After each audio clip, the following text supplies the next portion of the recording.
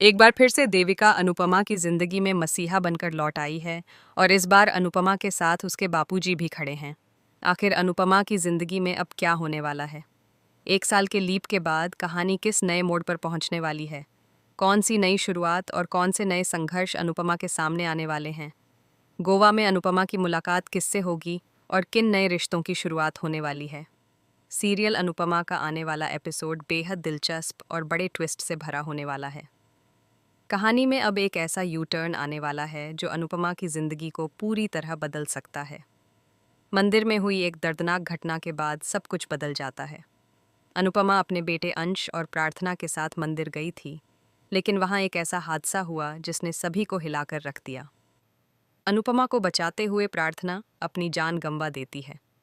इस घटना के बाद जैसा अक्सर होता आया है, वैसे ही इस बार भी लोग अनुपमा को ही दोष देने लगते हैं।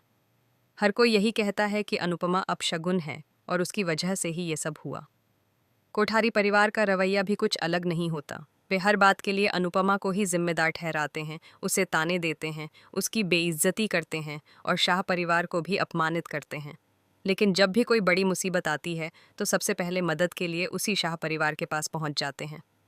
इस बार भी कुछ ऐसा ही देखने को मिलता है। फर्क बस इतना है कि इस बार अनुपमा बिल्कुल अकेली नहीं है। उसके साथ उसके बापूजी मजबूती से खड़े हैं। भले ही बाकी परिवार ने अनुपमा से दूरी बना ली हो, लेकिन बापूजी अपनी बेटी का साथ नहीं छोड़ते। वे अनुपमा के साथ खड़े रहते हैं और उसे सहारा देते हैं। आखिरकार दोनों गोवा जाने का फैसला करते हैं ताकि अनुपमा अपनी जिंदगी को एक नई शुरुआत दे सके। गोवा पहुंचकर अनुपमा की मुलाकात उसकी सबसे अच्छी दोस्त देविका से होती है। देविका हमेशा से अनुपमा की सच्ची दोस्त रही है और इस बार भी वह उसकी जिंदगी को संभालने के लिए पूरी तरह तैयार है। देविका ने इस बार ठान लिया है कि वह अनुपमा को टूटने नहीं देगी। हर बार दूसरों के बारे में सोचते सोचते अनुपमा खुद को ही भूल जाती है और अपनी खुशियों को पीछे छोड़ देती है। लेकिन अब देविका उसे समझाने और संभालने के लिए पूरी तरह तैयार है।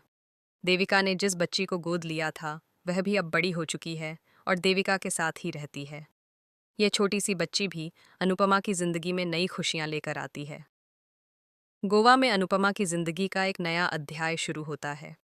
यहाँ आपको देखने को मिलेगा कि अनु की रसोई अब गोवा के खूबसूरत बीच पर शुरू होने वाली है।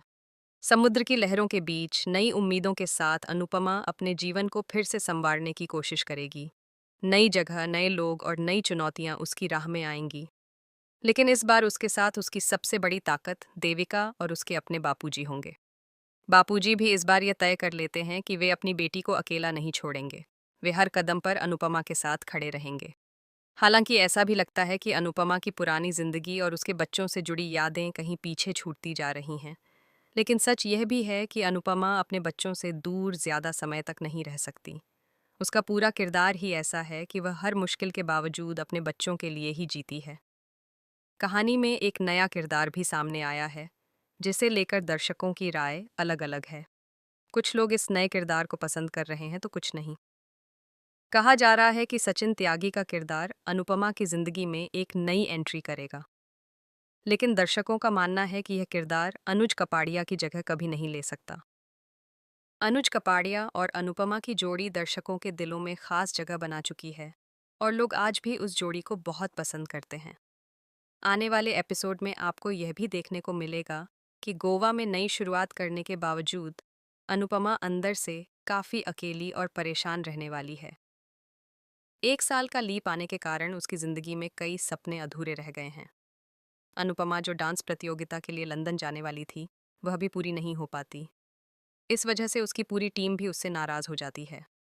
अब सवाल यह है कि क्या अनुपमा हर बार की तरह अपने सपनों को कुर्बान करती रहेगी? क्या वह हमेशा दूसरों की खुशियों के लिए अपने सपनों को पिंजरे में कैद करती रहेगी? या फिर इस बार देविका उसकी जिंदगी में वह बदलाव लेकर आएगी जिसकी उसे सबसे ज्यादा जरूरत है?